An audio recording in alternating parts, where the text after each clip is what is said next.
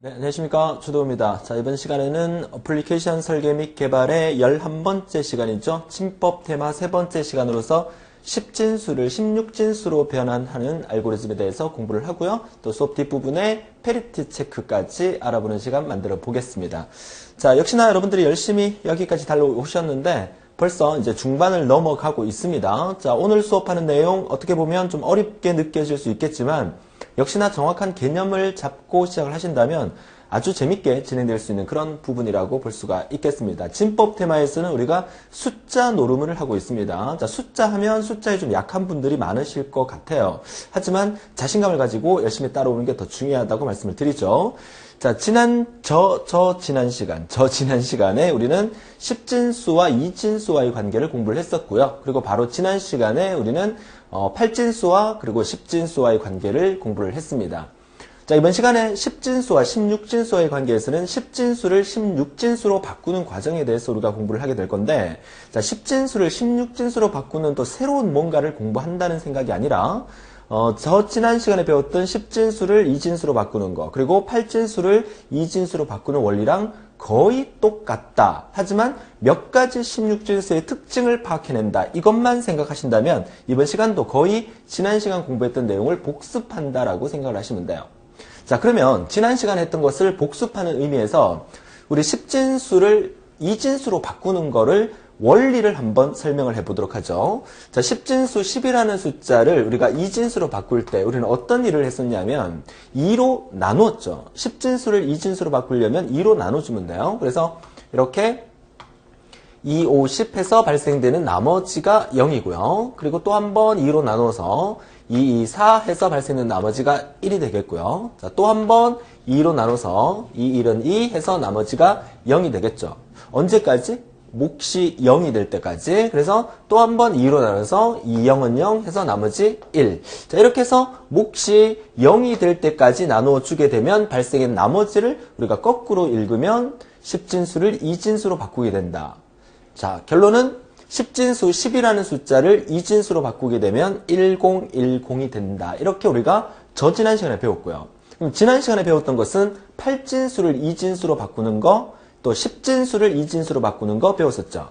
자, 10진수를 2진수로 바꾼다. 자, 10진수를 8진수로 바꾼다. 자, 그러면 10진수 예를 들어서 23이라는 숫자를 8진수로 바꾸기 위해서는 우리가 8로 나눠주면 되죠. 자, 2, 8이 16, 3, 8이 24. 자, 2, 8이 16이니까 나머지 얼마? 자, 7이 나올 거고요. 자, 또 한 번 몫이 0이 될 때까지 8로 나누면 8, 0은 0, 나머지가 2가 되니까 역시나 거꾸로 읽으면 10진수 23을 8진수로 바꾸게 되면 8진수 2, 7이 된다. 이렇게 우리가 지난 시간에 배웠죠. 자, 그러면 이번 시간에 배울 것은 10진수를 16진수로 바꿀 거니까 어떤 차이가 있겠어요? 그쵸? 자, 예를 들어서 26이라는 숫자를 10진수 26이라는 숫자를 16진수로 바꾼다. 그러면 16으로 나눠주면 되죠. 자, 16으로 나누게 되면 자, 몫이 1이 될 거고 나머지가 얼마? 10이 나올 거고요. 자, 몫이 0일 때까지 나눠야 되니까 자, 또 한 번 16으로 나누면 몫이 0이 되고 나머지가 1이 돼요. 그럼 얘를 거꾸로 읽으면 10진수 26을 16진수로 바꾸게 되면 정답은 1, 10이 된다. 이렇게 되는 거죠. 여기서 우리가 뭔가 좀 이상하다는 걸 느끼셔야 된다는 거죠. 이게 16진수의 의미에서 중요한 의미가 포함이 되는 겁니다. 무슨 말이냐면 10진수를 2진수로 바꿀 때는 이렇게 1010이 나왔어요. 그리고 10진수를 8진수로 바꿀 때도 27 이렇게 나왔어요. 근데 16진수로 바꾸니까 자릿수가 한 자리 그리고 또 두 자리가 이렇게 나와버려요. 그럼 얘를 쓸 때, 답을 쓸 때 이거 답을 쓸 때는 1010이라고 쓰면 되잖아요. 이거 2진수란 얘기고. 자, 이거 답을 쓸 때는 27이라고 쓰면 돼요. 얘가 8진수가 되죠. 그럼 얘 답을 쓸 때는 어떻게 쓸까요? 1, 10, 16진수. 이렇게 쓰면 뭔가 모양이 이상하지 않습니까? 그쵸? 이게 1, 10이라는 뜻이야? 아니면 110이라는 뜻이야? 자, 이렇게 헷갈리기 때문에 국제적으로 표준화시킨 얘기가 있죠. 그 얘기가 뭡니까? 16진수. 다시 말해서 10진수를 표현할 때는 숫자를 0부터 9까지만 표현하면 되죠. 한 자릿수로. 또 8진수를 표현할 때는 숫자를 0부터 7까지만 표현하면 돼요. 2진수를 표현할 때는 0부터 1까지니까 0과 1을 표현하면 되죠. 근데 16진수를 표현할 때는 숫자가 0부터 15까지를 표현해 줘야 돼요. 16진수니까. 자, 그래서 이렇게 두 자리로 나왔을 경우에 우리는 한 자리로 표시를 하고 싶어요. 그래서 국제적으로 약속을 했죠. 16진수에서 0부터 15까지를 표현할 때 0부터 9까지는 한 자리니까 그냥 냅두되 10부터 15까지는 한 자리의 알파벳으로 쓰기로 하자. 그래서 16진수의 10은 A, 11은 B, 12는 C 해서 15는 F까지 A, B, C, D, E, F로 해서 10, 11, 12, 13, 14, 15를 알파벳으로 표현하기로 국제적으로 약속을 해놓은 거예요. 그러면 우리가 이 내용을 16진수를 쓸 때 우리가 앞으로 어떻게 표현한다? 그렇죠. 1A로 표현하기로 하자. 이 A의 의미는 뭐다? 10을 의미하는 거예요. 그렇죠. 만약에 FB 1이다. 자, 이렇게 쓴다면 꼭 FBI 같이 보이죠. 자, FB 1이다. 이 말은 무슨 말이냐? 15, 얘는 11, 얘는 1 이렇게 표현하는 거죠. 그러니까 16진수는 세 자리로 표현할 때 한 자리마다 두 자리의 숫자가 나올 수 있기 때문에 이렇게 쓰게 되면 1, 10, 100, 1000만, 15111이 되는 거 아닌가 라고 헷갈리기 때문에 16진수의 이 한 자리에 의미하는 두 자리 숫자는 알파벳으로 이렇게 표현하기로 하자라고 국제적으로 약속했다는 거죠. 자, 그러면 우리가 여기서 방금 예를 보셨듯이 10진수를 2진수로 바꿀 때는 2로 나눠주면 되고, 그래서 나머지를 구해서 그 답을 찾아주면 되고, 10진수를 8진수로 바꿀 때는 8로 나눠서 발생되는 나머지를 갖고 결과를 처리해주면 되고, 10진수를 16진수로 바꿀 때는 16으로 나눠서 그 나머지를 갖고 결과물을 처리해주면 되는데, 그 결과물이 나왔을 경우에 우리는 두 자릿수가 나왔을 경우에 알파벳으로 바꿔줘야 되는 일을 해야 돼요. 그게 바로 16진수에서 중요한 내용이라는 얘기죠. 나머지는 나눠주는 거니까 목과 나머지를 구하는 원리는 10진수에서 2진수, 10진수에서 8진수로 바꾸는 원리랑 똑같아요. 자, 정리가 되십니까? 자, 그러면 어떻게 하면 16진수 변환에서 발생되는 저 두 자리를 A, B, C, D, E, F의 한 자리로 표현할 수 있을까라고 고민해보니까 참 뭔가 이렇게 좀 이렇게 잔머리를 굴렸는 그런 형태로 표현했던 것 같은데. 자, 그래서 여기 배열을 그려놨어요. 이 배열이 무슨 말이냐면 이 배열의 이름을 A라고 가정을 할게요. 자, 이 배열의 이름을 A라고 가정을 할게요. A. 자, A라는 배열 16개의 공간을 만들어 뒀습니다. 저 16개의 공간 안에다가 16진수에 표현할 수 있는 숫자 0부터 15까지 수를 저기에다가 차곡차곡 담아둔 거예요. A갈로 1번 방에다가 0을 담아두고, A갈로 2번 방에다가 1을 담아두고, A갈로 3번 방에다가 2를 담아두고, 쭉 가서 A갈로 16번 방에다가 F를 담아두게 된 거죠. 그쵸? 그래서 결국 우리가 10진수를 16진수로 바꾸기 위해서 16으로 나눠서 발생됐던 그 나머지 값을 이용을 해서 이 배열 안에 들어있는 원래의 16진수의 값을 가져오겠다는 얘기예요. 무슨 말이냐? 또 하나의 예를 다시 한번 들어볼게요. 자, 26이라는 10진수를 16진수로 바꾸려고 해요. 그러면 얘를 뭘로 나눠야 된다? 16으로 나눠야 된다. 그러면 몫이 1이 되고 나머지가 얼마? 10이 돼요. 자, 몫이 0일 때까지 나눠야 되니까 또 한 번 16을 나눴을 때 몫이 0이 되고 나머지가 1이 돼요. 우리는 얘를 거꾸로 읽어서 1, 10 이렇게 읽어야 되는데 10 대신에 뭘 쓰기로 했다? A를 쓰기로 했기 때문에 1A 이렇게 읽어야 돼요. 그런데 우리가 이 알고리즘에서 표현하면 16으로 나눴을 때의 몫과 나머지를 구할 거잖아요. 그럼 16으로 나눴을 때 우리가 이 몫과 나머지를 구했어요. 그리고 또 한 바퀴 돌려서 또 한 번 몫과 나머지를 구했어요. 그럼 이 나머지를 갖고 1, 10을 쓸 수 없기 때문에 1 대신에 우리는 뭘 써야 돼? 1을 쓰면 되고 10 대신에 뭘 써야 돼? A를 써야 돼요. 그러면 저 A라는 배열 안에 들어있는 값을 가져오고 싶어요. 가져올라 그러면 이 구성을 가만히 보니까 A갈로 1번 방에 0이 들어있고 A갈로 2번 방에 1이 들어있어요. 그리고 A갈로 11번 방에 A가 들어있어요. A갈로 16번 방에 F가 들어있어요. 그러니까 가만히 쳐다보니까 아, 여기에다가 발생된 나머지에다가 1을 더하면 어떨까? 여기 발생된 나머지에다가 1을 더하면 어떨까? 자, 1을 더하니까 얘가 뭐가 돼? 11이 되고 얘를 더하니까 2가 되죠. 그러니까 이 번호가 뭐가 되느냐면 이 방번호가 되는 거야. 그러니까 우리가 원하는 것은 1을 원하죠. 그러면 1에다가 발생된 나머지에다가 1을 더해서 2를 만들어서 A갈로 2번 방을 찾아가 보니까 아, 1이 들어있더란 얘기야. 우리가 원하는 1이. 그리고 나머지가 10이 나오니까 10에다가 1을 더해서 11이 만들어지니까 A갈로 11번 방에 가니까 A가 들어있더란 얘기예요. 그러니까 이렇게 하면 되겠다. 어떻게? 발생된 나머지 값에다가 1을 더한 것을 방번호로 해서 그 방번호 안에 들어있는 값을 가져오기로 하자. 이렇게 알고리즘을 만들어 놓은 거예요. 어떻게 보면 잔머리를 굴린 거죠. 우리가 잔머리를 굴린 거죠. 인간이 잔머리를 굴린 거죠. 컴퓨터는 우리 인간이 시키는 대로만 해요. 그래서 A라는 배열 공간 안에다가 우리가 필요한 16진수 0부터 F까지의 숫자를 담아두고 난 다음에 컴퓨터한테 잔머리를 굴려서 이 내용을 가져다가 답으로 만들어라. 이렇게 명령을 내린 거죠. 그러니까 이번 시간에 10진수를 16진수로 바꾸는 알고리즘에서는 여러분들이 이거를 이해하는 게 핵심 키 포인트가 되겠다. 나머지는 지난 시간에 배웠던 거랑 똑같은 내용입니다. 자, 정리가 되셨습니까? 자, 요거 잘 메모해 두시고 정리를 해 두신다면 충분히 여러분들이 이해할 수 있는 부분입니다. 자, 그러면 플로차트 알고리즘을 쳐다보도록 하죠. 자, 플로차트 쳐다보니까 스타트 시작됩니다. A갈로 16 무슨 말이라 그랬어요? 자, 이렇게 오각형으로 표시된 요거는 준비 상태라고 말씀드렸어요. 자, A라는 배열에 16개의 방을 세팅하라. 자, A라는 배열에 16개의 방을 세팅했어요. 그쵸? 그리고 HEX라는 배열을 만들어서 10개의 방을 세팅하라. 그럼 HEX라는 배열 10개를 세팅했어요. 이거는 뭐야? HEX라는 배열 공간이고 HEX 1번 방, 2번 방, 3번 방을 10개를 만들어 둔 거야. 여기에다가 뭐 원래 이 HEX의 약자는 헥사의 약자로서 16진수를 의미하는 영어입니다. 원래 지난 시간에 또 이 HEX라는 변수가 사용됐는데 지난 시간에 뭔가 좀 잘못됐어요. 그죠? 뭐가 잘못됐냐? 문제 강의 내용이 잘못됐다는 얘기가 아니라 변수를 쓰는 것은 내 마음대로 지정해서 쓸 수 있지만 지난 시간에 8진수에 대한 얘기를 할 때는 변수명을 8진수를 0으로 바꿨을 때는 OCT로 써요. 그러니까 OCT라는 변수를 쓰는 게 맞는데 그냥 HEX를 그대로 써버린 거죠. 근데 문제 푸는 데는 큰 의미가 없는 겁니다. 왜? 변수는 내 마음대로 바꿔서 쓸 수 있는 거잖아. 그쵸? 자, 그런 개념인데 뭐 신경 쓰지 마시고요.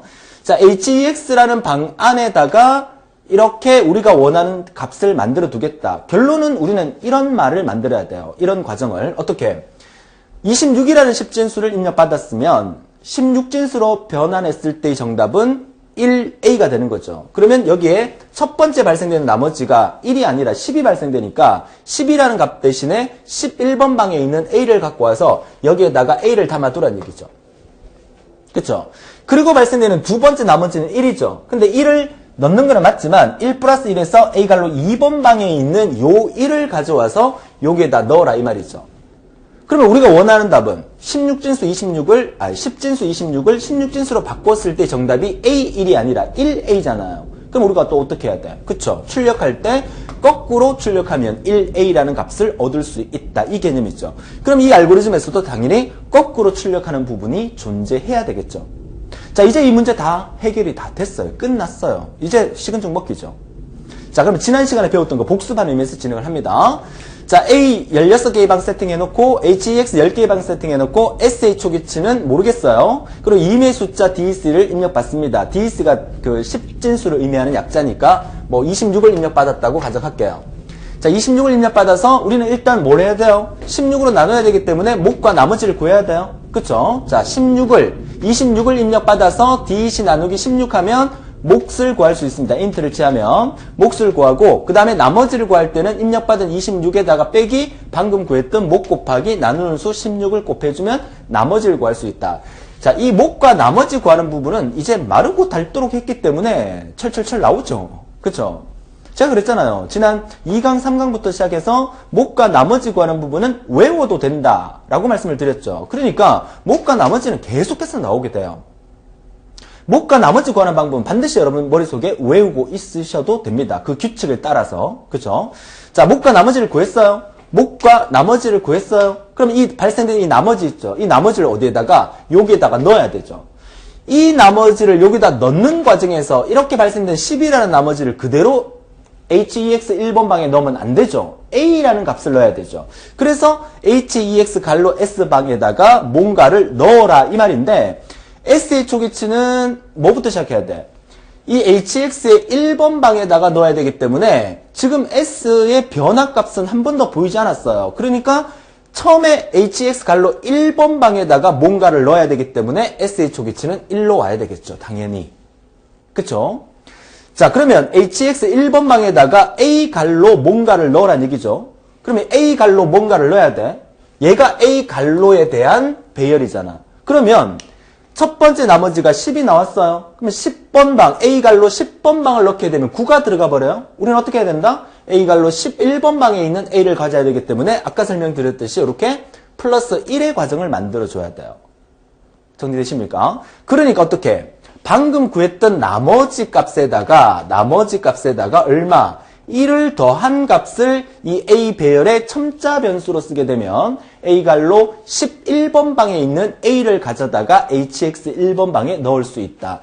이번 문제에서 가장 여러분들이 알아야 될 거는 바로 이 부분이 핵심 키포인트가 되겠다 이 말이죠. 지난 10진수를 2진수로 바꿀 때와 10진수를 8진수로 바꿀 때는 이 과정이 필요가 없었어요. 그대로 넣어주면 되죠. 발생된 나머지를 그대로 넣어주면 되죠. 16진수기 때문에 이 a부터 f까지 이 숫자 때문에 이 짓을 하고 있는 거죠. 그쵸? 컴퓨터가 이해하기 위해서는 컴퓨터는 이렇게 하나 저렇게 하나 지가 알아서 다 처리를 해주니까 우리 인간은 잔머리를 굴려야 됩니다. 그쵸? 자, 좋아요. 자, nmg 플러스 1을 통해서 a 배열의 방을 만들어서 이 값을 넣어주게 되면 우리가 원하는 a라는 값이 여기서 이렇게 쏙 들어가게 됩니다. 자, 그러면 이제 두 번째 요 나누기를 해서 1과 10을 만들었으니까 이 10을 넣었어요. a 값을 넣었어요. 이제 한 번 더 나눠줘야 되죠. 한 번 더 나눠주기 위해서는 첫 번째 입력받은 이 26이라는 수가 어디에? DEC에 들어가 있었죠? 그러면 다음번 회전에서 발생된 이 몫을 다시 DEC에다가 넣어줘야 되죠? 이거는 지난 10진수, 2진수, 10진수, 8진수 바꿀 때랑 원리가 똑같아. 그러면 얘가 반복돼서 올라갈 때 우리는 어떤 일을 해야 돼? 그 전에 발생됐던 몫이라는 이 값을 어디에다가 DEC에다 넣어주고 올라가야 그 다음에 얘를 또 1로 나눌 수가 있겠죠. 그쵸? 그러니까 DEC에다가 몫을 넣어주라는 거 있어야 되고 그러면 올라갈 때 우리가 뭘 바꿔줘야 돼? 이번에는 2번 방에다가 1을 넣어줘야 되기 때문에 HEX의 첨자 변수가 1에서 2로 증가해야 되죠. HEX의 첨자 변수는 S로 사용됐기 때문에 S값이 처음에는 초기치가 1로서 시작됐기 때문에 이 다음번에는 S가 2로 바뀌어야 되기 때문에 S값을 1씩 증가시켜줘야 되겠죠. 그래서 3번에서는 S는 S 플러스 1을 통해서 S값을 1씩 증가시켜라. 여기까지 하니까 답은 다 끝났어요. 너무 간단하지 않습니까? 자, 이렇게 해서 우리는 10진수를 16진수로 바꾸는 과정이 다 만들어지고요. 자, 언제 이 과정을 끝난다? 지금 제가 예를 들은 수가 10진수 26이기 때문에 딱 두 바퀴 도니까 끝나버리지만 예를 들어서 입력받을 숫자가 엄청 큰 수라 그러면 이 바퀴 수를 많이 돌 수 있겠죠. 얘를 계속 나눠봐야 되니까. 언제까지? 몫이 0일 때까지. 그쵸? 그러니까 여기서 비교 판단문에서 몫이 0이냐? 몫이 0이면 더 이상 하지 마라. 몫이 0이 나왔으니까 더 이상 나눌 필요 없으니까 밑으로 빠져버리겠죠. 그리고 나머지 우리가 출력할 때 해야 될 일은 뭐다? 거꾸로 출력을 해야 되겠죠. 자, 거꾸로 출력하기 위해서는 이 문제에서는 언제부터? 그쵸? 2번 방부터 1번 방까지. 2번 방부터 1번 방까지. 만약에 입력받은 숫자가 26이 아니라 엄청나게 큰 수면 여기 들어가는 숫자가 더 많아지겠죠. 만약에 여기까지 왔다 그러면 5번 방부터 1번 방까지. 여기까지 꽉 채워졌다 그러면 10번 방부터 1번 방까지. 그러면 우리가 회전수에 따라서 얘가 두 바퀴 돌았기 때문에 2번 방부터 1번 방까지고 얘가 5바퀴 돌게 되면 5번 방부터 1번 방까지를 출력해야 되겠죠. 그 숫자를 의미하는 변수가 여기서 뭐였어요? 그쵸. S라는 변수죠. S라는 변수는 얘를 회전을 시켜주는 바퀴 수를 얘가 기억을 하고 있어요. HEX 방안에 넣기 때문에. 그쵸? 그러면 여기서 출력할 때 I 값을 이 바퀴를 돌릴 때, 그쵸? 어디서부터? 원래 이 문제에서는 2부터 1까지 1씩 줄어들면 되죠. 근데 문제에서 입력받은 숫자에 따라서 3바퀴 돌지, 4바퀴 돌지, 100바퀴 돌지 모르니까 그 바퀴 수를 계산한 변수가 S라고 있기 때문에 요거 대신에 S는 1부터 마이너스 1까지, S부터 1까지 1씩 줄어드는 형태로 만들어주면 되겠죠. 그래서 마지막 5번 답은 S, 1, 마이너스 1이 되겠다. 이렇게 되는 거죠. 그러면 우리가 원하는 1A가 출력될 수 있다. 여기까지입니다. 마음에 드십니까? 마음에 든다고요? 자, 전혀 마음에 안 들죠? 자, 자, 우리가 어떻습니까? 이번 시간 처음에 스타트 할 때만 해도 이 알고리즘을 딱 보는 순간 점점 더 복잡해지는 것 같아. 내가 이걸 과연 헤쳐나갈 수 있을까? 자, 이런 의구심이 들었지만 역시나 강의를 진행하고 나니까 알겠다, 좀 알겠다라는 느낌이 드시죠? 그러면 성공한 거라니까요. 그쵸? 자, 이렇게 해서 우리가 10진수를 16진수로 바꾸는 알고리즘을 분석해 봤는데, 여러분들은 저랑 같이 분석을 해봤기 때문에 여러분 스스로 복습하는 차원에서 한번 분석해 보는 것도 도움이 되시고요. 그리고 이러한 분석력이 20강까지 가면서 여러분 스스로가 자신도 모르게 그 분석력이 늘어나게 됩니다. 반드시 늘어나게 됩니다. 자신감을 가지고 한 문제 한 문제 따라와 주시면 되겠어요. 자, 10진수와 16진수와의 관계에서 공부를 했는데, 자, 그러면 반대로 제가 말로만 설명드릴게요. 우리 시험에 10진수와 16진수의 변한 부분에 대해서 여러분이 문제가 나온다면 이 부분을 이해를 해야 되기 때문에 이 부분에 대해서 제가 중점적으로 설명을 드린 거지, 만약에 우리 수업 시간에 다루지 않겠지만 만약에 16진수를 10진수로 바꿔라 이 문제 나오면 여러분 어떻게 해결하시겠어요? 선생님, 16진수를 10진수로 바꾸는 거 배우지 않았는데요. 나오면 어떡할까요? 여러분 배우지 않았다고 얘기하시면 안 돼요. 배웠습니다. 언제 배웠습니까? 우리가 이진수를 10진수로 바꿀 때 보세요. 이진수 1010이라는 이진수를 얘를 10진수로 바꿀 때 우리는 어떤 일을 했었죠? 자릿수가 얘가 2의 0승자리, 얘가 2의 1승자리, 얘가 2의 2승자리, 얘가 2의 3승자리죠. 여기서 우리는 얘네들을 각각 다 곱했죠. 얘네들을 다 각각 곱한 다음에 그 곱한 값을 다시 다 더했죠. 다 더해서 무게를 구해서 우리가 그 값을 만들었잖아요. 그러면 만약에 16진수를 2진수로 바꿔라 뭐 이런 문제가 나왔다. 또는 16진수를 10진수로 바꿔라 이런 문제가 나왔다. 그럼 우리가 어떤 원리만 바꿔주면 돼? 자, 16진수 아까 했던 1a 자, 이게 나왔다 이 말이죠. 그러면 우리가 어떻게 바꾸냐면 16진수기 때문에 얘는 16의 0승자리고 얘는 16의 1승자리가 되는 거야. 한 자리가 더 있다면 얘는 16의 2승자리가 되는 거예요. 그러면 또 원리는 또 이렇게 그대로 진행되면 돼요. 얘 두 개 곱하고 얘 두 개 곱하고 얘 두 개 곱해서 전체를 다 누계를 구해서 합계를 구한다. 이 원리랑 똑같은 거라니까요. 그쵸? 그러니까 2진수를 10진수로 바꾸는 원리나 16진수를 10진수로 바꾸는 원리나 똑같습니다. 우리가 첫 번째 시간에 진법 테마 첫 번째 시간에 배웠던 원리를 그대로 적용해서 이 지수승을 뭘로만 바꿔주면 돼? 2 대신에 16으로만 바꿔주면 돼요. 그러니까 아무 걱정을 안 해도 돼요. 자, 정리가 되십니까? 자, 그래서 10진수와 16진수와의 관계는 이 배열 안에다가 알파벳 A부터 F까지를 넣는 방법 때문에 이 부분을 보여드린 거니까 이 부분에 대한 개념만 정확하게 이해를 하고 계시면 되겠어요.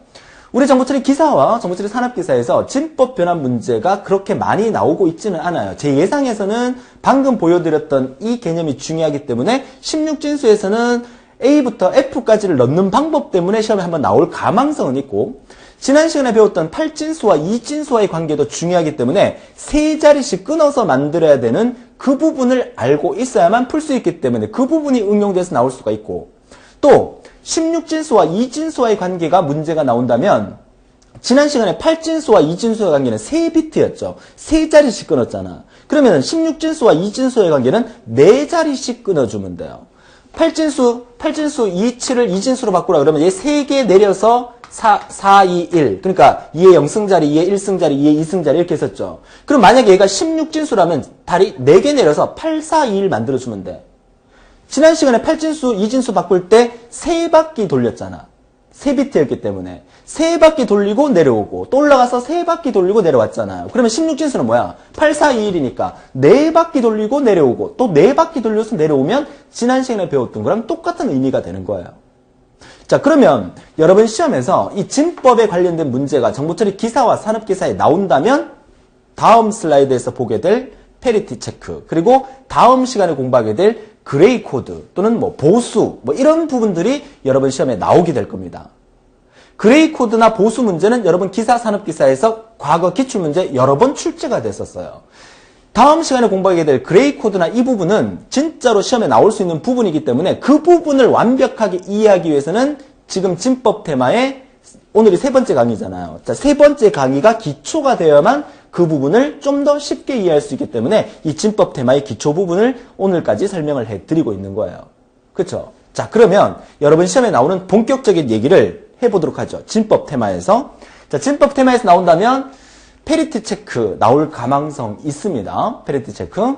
자, 페리티 체크라는 이 부분, 이번 시간 여기서부터 설명하는 부분을 잘 집중해서 들으셔야 하는데 여러분 시험에 직결되는 부분이라고 말씀을 드리니까 페리티 체크가 우리 필기 공부할 때 뭐라고 배웠습니까? 페리티 체크가 뭐죠? 그쵸? 오류를 검출하는 거죠. 에러가 있나 없나를 검사하는 거예요. 우리가 컴퓨터에서 우리가 데이터 통신도 필기 공부할 때 배웠지만 데이터 통신은 우리가 사용하고 있는 스마트폰에서 만들어내는 어떤 여러 가지 문자 메시지나 여러 가지 정보들을 친구한테 전송하잖아요. 그 전송하게 되면 컴퓨터라는 놈은 만약에 여러분들이 사진 한 장을 보냈다 해서 그 사진을 그대로 날아가는 게 아니라 전부 다 그거를 이진부호화 시켜서 이진수로 만들어서 그 이진수를 보낸 다음에 친구 스마트폰에서 그걸 조립해서 원래의 그림을 보여주게 되는 거예요. 그런 과정이 우리 눈에 보이지 않는 상황에서 벌어지고 있다는 사실은 제가 데이터 통신 시간에 강력하게 주장을 했는데, 그쵸? 뭐 필기 수업을 안 들어도 일단 상관은 없지만, 아무튼 이 짝수 페리티라는 것은 우리가 페리티 체크는 홀수 페리티와 짝수 페리티 두 가지 있다는 사실을 알고 있죠. 자, 짝수 페리티는 1의 개수를 짝수개로 만들어줘야 되고, 홀수 페리티는 1의 개수를 홀수개로 만들어줘야 돼요. 예를 들어서 제가 배열을 이렇게 24개의 배열을 만들어 놨어요. 이 안에다가 임의 숫자를 막 집어넣어 볼게요. 자, 이 안에다가 임의 숫자를 제가 10, 10111 자, 이렇게 숫자를 집어넣었어요. 그러면 짝수 페리티로 체크를 할 거기 때문에 이 안에 들어있는 숫자가 홀수개냐 짝수개냐를 먼저 판단을 해줘야 되겠죠. 자, 1의 개수 몇 개입니까? 하나, 둘, 셋, 넷, 5개죠. 1의 개수가 5개? 홀수개야. 짝수 페리티를 체크를 하래요. 그러면 1의 개수 전체를 짝수개로 만들어줘야 돼. 그러면 페리티 체크할 수 있는 비트 자릿수를 하나 만들어 놓고 여기에다가 1을 넣어주게 되는 거죠. 그러면 여기서부터 여기까지가 뭐야? 1의 개수가 짝수개가 만들어지면서 오류를 검사하게 되는 거죠. 자, 정리가 됩니까? 자, 그러면 다음부터 또 한번 볼게요. 1의 개수를 1, 0, 1, 0, 1, 0, 1 이렇게 넣었어요. 1의 개수가 하나, 둘, 셋, 4개. 4개예요. 짝수 페리티 검사할 거니까 1의 개수가 4개니까 4개가 맞죠? 그럼 여기다 0을 넣어주면 되죠. 그럼 여기까지가 1의 개수가 짝수개가 만들어지는 거니까. 자, 또 한 번 1, 1, 1. 나머지 다 0, 0, 0, 0. 1의 개수가 홀수개네? 그쵸? 그럼 전체를 짝수개로 만들어주기 위해서 맨 마지막에 여기다 1을 넣어줌으로써 전체가 짝수개를 만들어주게 되는 거죠. 자, 이거 하려고 하는 거예요. 됩니까? 자, 전체 24개의 배열, 24개를 만들든지 16개를 만들든지 그거는 문제에 따라서 달라지겠지만 지금 제가 만든 것은 24개의 공간을 만들어 놓고 첫 번째부터 7번째까지의 임의의 숫자를 받아 놓고 8번째 자리에서 오류가 있나 없나를 검사를 해보고 그 다음에 9번째부터 15번째까지 7개를 만들어서 임의의 숫자를 넣어놓고 그게 홀수개냐 짝수개냐를 판단해서 페리티 비트 자리 16번째 자리에다가 0 또는 1을 넣게 되는 거죠.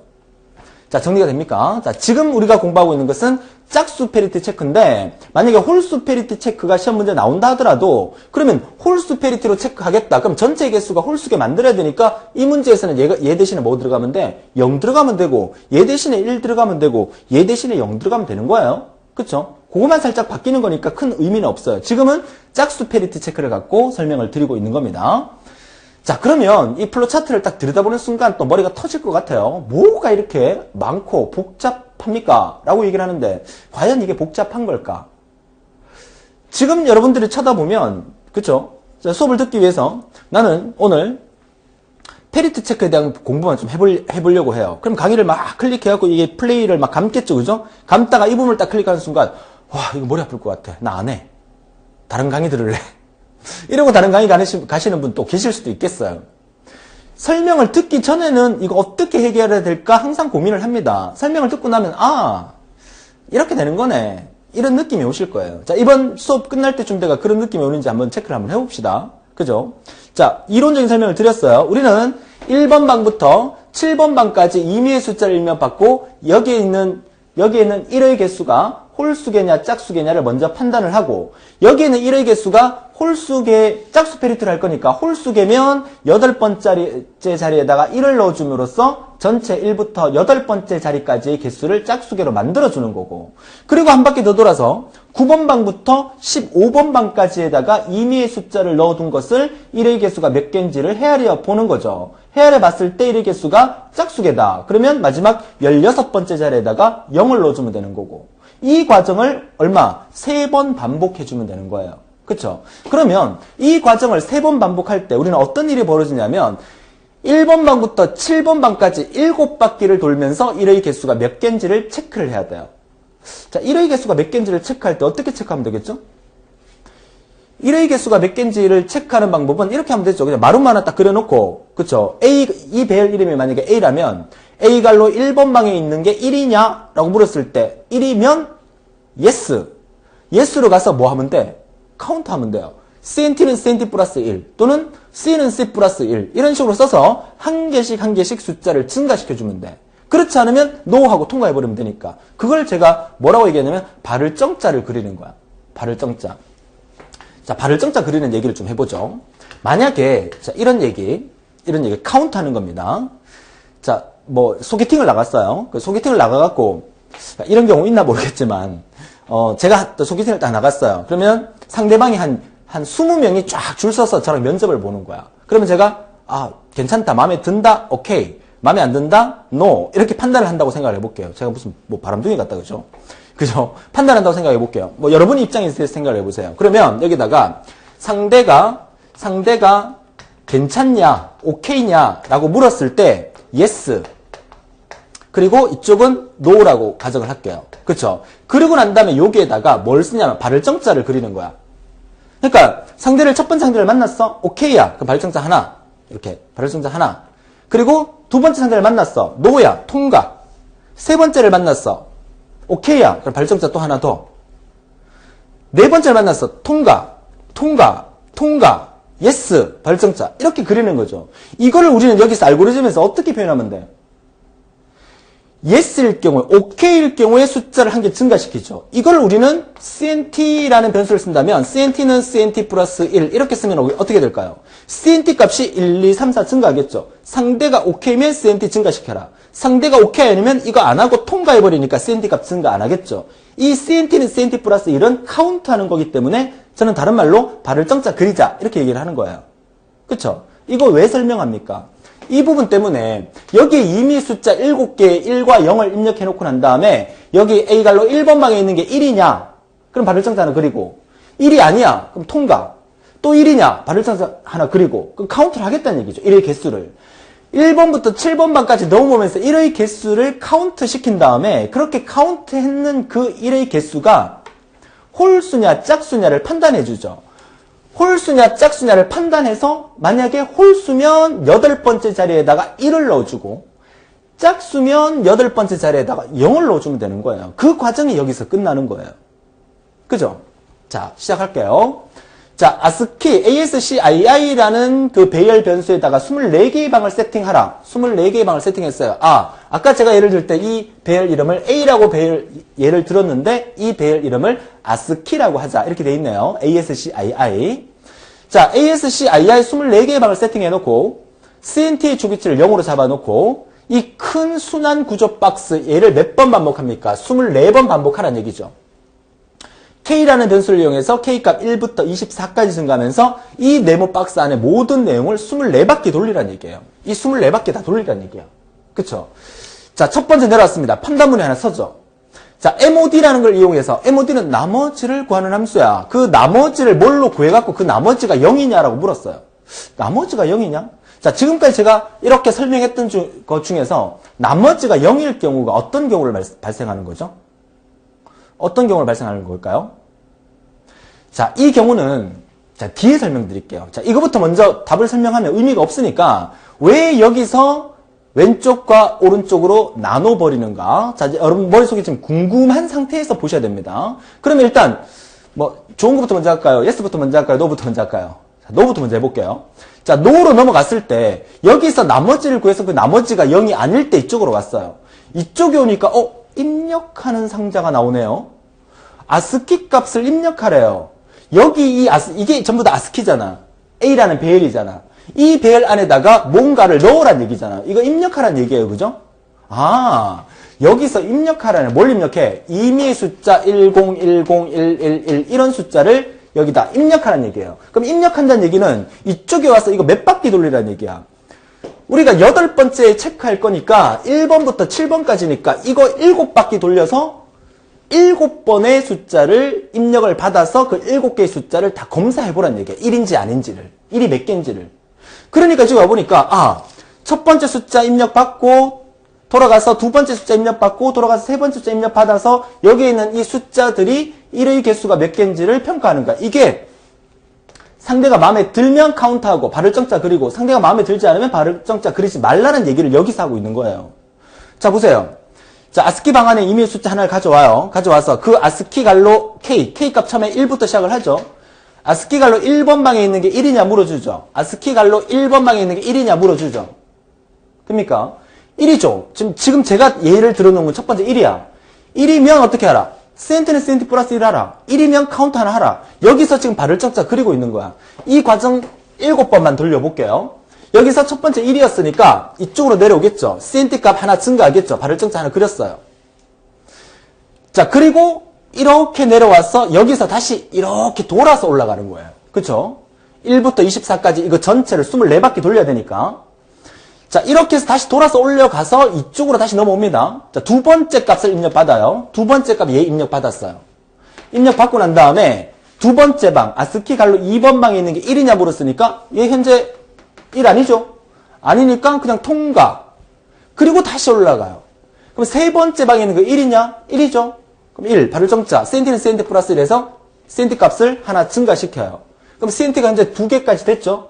또 돌아가면 아니에요. 또 돌아가면 맞아요. 발을 정자 하나, 또 그리고 또 돌아가면 맞죠? 그 다음 돌아가면 맞죠? 발을 정자 2개 더 그리죠. 이렇게 해서 7바퀴를 도니까 1의 개수가 하나, 둘, 셋, 넷, 5개가 나온 거야. CNT 값이 5까지 증가한 거예요. 그쵸? 그리고 난 다음에 돌아가서 여기서 이번에는 8번째 자리에 있는 이 페리티를 만들어줘야 돼요.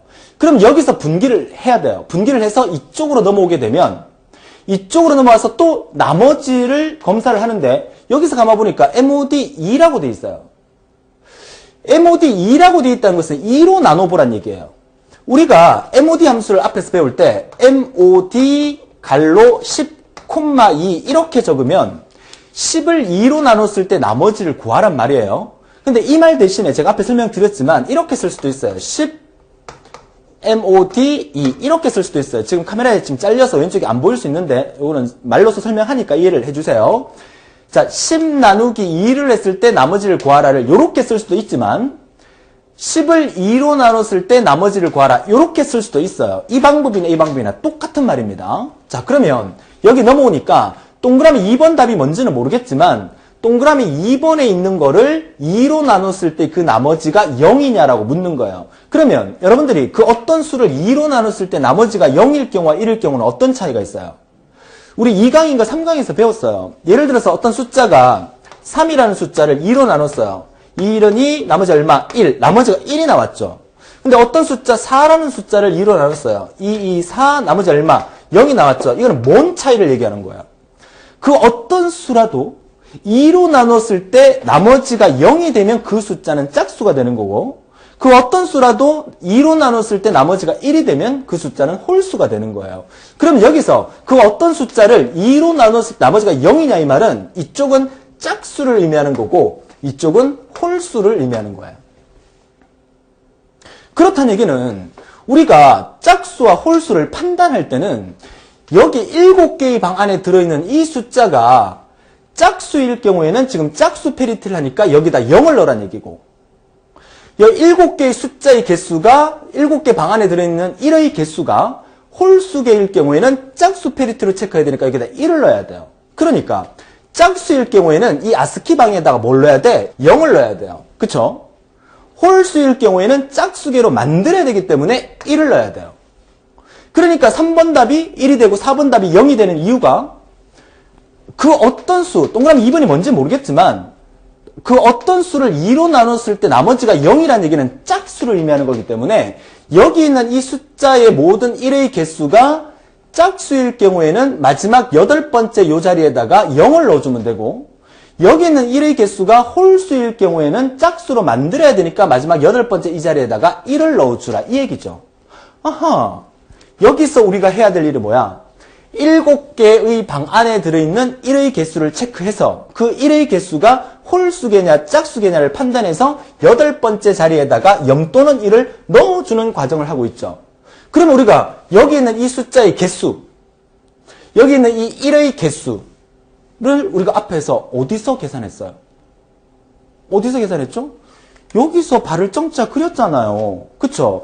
여기서 처음에 7바퀴 돌리면서 7개의 그 배열 안에 들어있는 숫자의 1의 개수를 발을 정자로 그려서 CNT 값을 만들어 뒀잖아요. 그쵸? 아, 그러니까 동그라미 2번 답이 올 수 있는 게 CNT구나.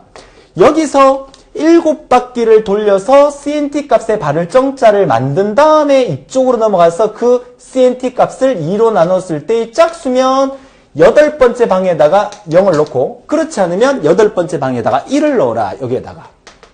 이 얘기를 하고 있는 거예요. 자, 정리가 되셨습니까? 자, 다시 정리하면, 처음에 내려왔어요. 이쪽으로 갑니다. 얘를 7바퀴 돌려요. 7바퀴 돌리면서 CNT 값에서 1의 개수를 체크를 하는 거죠. CNT 값에서 1의 개수를 체크하고 8번째, K값은 1부터 24까지 가니까 이쪽에서 7바퀴 돌고 나면 8번째 이쪽으로 오게 되는 거죠. 그러면 K값은 당연히 8번 방으로 바뀌어 있는 거예요. 아스키 갈로 8번 방에다가 0 또는 1을 CNT 값이 홀수냐 짝수냐의 판별에 따라서 0 또는 1을 여기다가 넣게 되는 거죠. 그러면 총 8바퀴 돌면서 여기까지의 과정이 끝나게 되는 거예요. 첫 번째 순환은 얘가 이렇게 내려와서 얘를 7바퀴 돌아서 1의 개수를 체크를 하고 8번째는 이쪽으로 와서 홀수냐 짝수냐에 따라서 0 또는 1을 넣어주고 끝내고 내려오죠. 그리고 다시 올라가면서 그 다음 뭐야? 여기서부터 여기까지 또 해야 되겠죠. 몇 번 방? 9번 방부터 시작해서 15번 방까지 체크하고 16번 방에다가 여기 있는 1의 개수를 계산을 해서 홀수냐 짝수냐를 판단해서 여기에다가 넣어주면 되는 거죠. 자, 감이 오시죠? 자, 그러면 여기서 우리가 1번 답과 1번 답을 한번 유추해 볼 필요가 있어요. 1번 답을. 여기서 얘를 이쪽과 이쪽을 분기하게 되는 방법이 뭐가 있느냐? 생각해 보니까 이 왼쪽은 이 그림에서 빨간색 부분이에요. 그죠? 얘를 기준으로 이 오른쪽은 여기서 이 녹색 부분이에요. 그러면 빨간색 부분 7바퀴 돌리고 녹색 부분으로 넘어와요. 그럼 녹색 부분의 공통점이 뭐예요? 녹색 부분의 공통점은 녹색 부분의 방 이름을 생각해 보세요. 녹색 부분의 방 이름은 8번 방, 그리고 16번 방, 그리고 24번 방. 그쵸? 그러면 이쪽으로 오게 만드는 것은 8번 방일 경우에 이쪽으로 오고 16번 방을 만났을 때 이쪽으로 오고 24번 방을 만났을 때 이쪽으로 와야 돼요. 그쵸? 8, 16, 24의 공통점은 그쵸? 8의 배수예요. 8의 배수예요. 8의 배수가 공통점이죠. 8의 배수? 배수 구하기 배웠습니다. 우리 8의 배수 어떻게 구합니까? 입력받은 그 수를 8로 나눴을 때 나누어 떨어지면 그 수는 8의 배수예요. 나누어 떨어진다? 나머지가 0이다? 그 어떤 수를 나누었을 때 나머지가 0이냐? 8, 16, 24를 만들기 위해서 8의 배수를 만들기 위해서는 그쵸? 8로 나누었을 때 나누어 떨어집니다. 뭐가? K값이 1부터 24까지 증가하잖아. K값이 8이 되는 순간, K값이 16이 되는 순간, K값이 24가 되는 순간은 8의 배수예요. 그러니까 이 1번 답이 뭐야? K를 얼마로? 8로 나누었을 때 나머지가 0이냐라고 물어주죠. 그럴 경우는 이쪽으로 오라는 얘기예요. 됩니까? 그러면 16일 경우에도 나누어 떨어지니까 이쪽으로 오겠죠. 24일 경우에도 나누어 떨어지니까 이쪽으로 오겠죠. 아하, 1번에서 하는 역할은 페리티 비트의 체크 비트, 요 비트를 위해서 오른쪽으로 분기하게 만들어주고 8의 배수가 아니면 얘를 7바퀴 돌리면서 임의의 이진수를 입력받은 다음에 CNT는 CNT 플러스 1을 통해서 1의 개수를 카운트하라. 그런 얘기가 되는 거예요. 그래서 7바퀴 돌면서 1의 개수를 발을 정자를 CNT를 통해서 그려서 8의 배수가 되는 8번째 순간 이쪽에 넣어보면서 그 CNT에 저장되어 있던 1의 개수가 2로 나눴을 때 짝수면 0을 넣어주고 2로 나눴을 때 홀수면 1을 넣어주고 다시 돌아가게 되는 거죠. 그러면 4번 답은 뭐냐면 이 과정이 끝났다는 얘기는 여기 과정까지 끝났다는 얘기죠. 여기 과정까지 끝나고 난 다음에 다시 올라갈 때는 또 9번 방부터 15번 방까지 이 1의 개수를 여기서 발을 정자를 또 그려줘야 되겠죠. 그러면 현재 여기까지 진행되면서 CNT 값은 만약에 데이터가 이 데이터였다면 하나, 둘, 셋, 넷, 5개로 CNT 값이 증가해 있는 상태잖아요. 그러면 다시 한 바퀴 돌릴 때 이 부분에서는 또 발을 정자를 다시 그려줘야 돼요. 그러니까 CNT 값을 처음부터 다시 늘려줘야 된다 이 말이야. 그러면 CNT는 어떻게 해요? 초기치를. CNT 값이 벌써 하나, 둘, 셋, 넷, 5개까지 증가된 상태에서 이 바퀴를 시작할 때는 CNT 값을 초기치로 0으로 되돌려 놔야 돼요. 그쵸? 그러니까 CNT의 초기치를 0으로 되돌려 놓고 다시 올라가라는 얘기죠. 됩니까? 그래야 여기서 새로운 발을 정자를 그릴 수 있는 거니까. 이 9번째 숫자부터. 정리가 되셨죠? 자, 그래서 새롭게 해서 또 이 부분을 또 7바퀴 돌리고 8의 배수인 16을 만나는 순간 또 이쪽에 와서 홀수냐 짝수냐를 판단해주고 거기다가 이 숫자를 넣어주고 0 또는 1을 넣어주고 그리고 다시 올라갔을 때는 역시나 이쪽으로 넘어가서 또 7바퀴 돌게 되죠. 얼마부터? 이게 17번 방부터 23번 방까지를 또 7바퀴를 또 돌게 되는 거죠.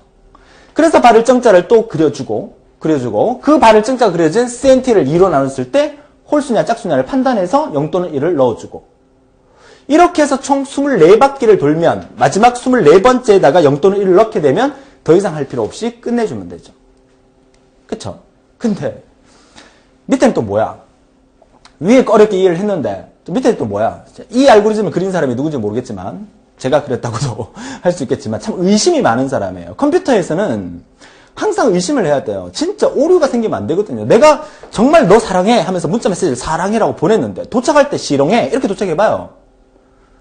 그 받는 사람의 입장이 뭐가 되겠어요? 그러니까 컴퓨터에서 이진화 부호로 만들어서 데이터를 보내고 보낼 때는 항상 오류가 있나 없나를 제대로 체크해서 보내줘야 된다는 거죠. 그게 컴퓨터 기술이죠. 그러니까 이중으로 한 번 더 체크해보는 거야. 이 부분은 뭐냐면 지금 7개 데이터 검사해서 체크했어요. 또 7개 검사해서 또 체크했어요. 또 7개 검사해서 체크했어요. 그리고 마지막 이 부분에서는 이제는 3바퀴 돌려서 체크했으니까 여기서부터 여기까지 1번 방부터 24번까지 전체의 1의 개수가 짝수개가 맞나 안 맞나 한 번 더 체크해보자. 의심이 많아요. 전체를 한 번 더 체크하는 거예요. 자 보세요. 순환구조 반복합니다. K값 1부터 24까지 역시 얘도 24바퀴 돌려요. 24바퀴 돌리면서 아스키 갈로 1번 방, K값 1부터 시작하니까 아스키 갈로 1번 방에 있는 게 1이냐? 그쵸? 1이면 발을 정자 그려라. 그렇지 않으면 그리지 마라. 그러니까 여기서부터 시작해서 1이냐? 1이니 쫙 다 체크 비트까지 포함해서 쫙 다 해서 24번까지 전부 다 1의 개수를 다 체크하는 거야. 그러면 체크해 볼게요. 1의 개수가 하나, 둘, 셋, 넷, 다섯, 여섯, 일곱, 여덟, 아홉, 열, 열하나, 열둘, 열셋, 14개가 되죠. 아, 14개 짝수개 맞네. 얘를 다 돌리니까 이 발을 정자가 CNT는 CNT 플러스 1을 통해서 발을 정자가 하나, 둘, 셋, 넷, 다섯, 여섯, 일곱, 여덟, 아홉, 열하나, 열둘, 14개가 됐단 얘기야. 그죠? 다 돌리니까 CNT 값이 14가 돼 있는 상태죠. 이 예제로 따지면. 그죠? 그래서 내려옵니다. 그죠? 여기 5번 답 뭐겠어요? 그 14개의 숫자가 짝수냐라고 물어줘야 되잖아. 뭐가? CNT가. 그러니까 5번에 들어올 수 있는 건 뭐야? 방금 계산했던 발을 정자 그렸던 CNT를 뭘로? 짝수냐 물어주는 거니까 CNT를 뭘로? 2로 나누었을 때 그 값이 0이냐? 방금 여기서 24바퀴 돌려서 발을 정자 그렸던 이 CNT가 짝수냐?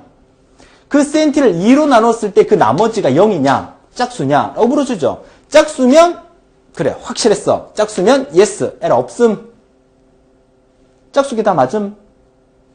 그렇지 않으면 에러 이렇게 메시지를 보여주라 이 말이죠. 됩니까?